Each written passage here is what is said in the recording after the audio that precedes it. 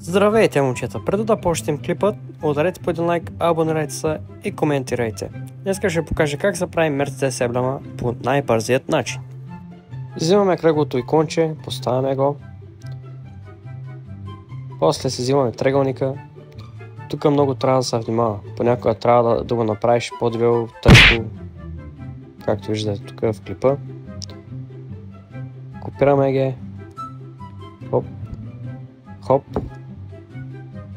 И сме готови. И сега ще добавим малко сянки, малко детайли към емблемата, че да се вижда по-реалистично.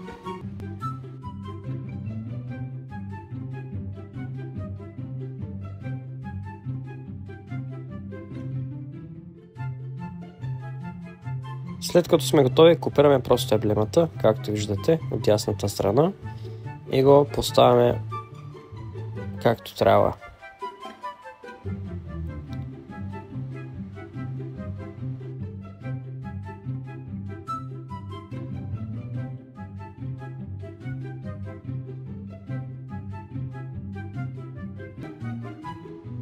Ето го и крайният резултат.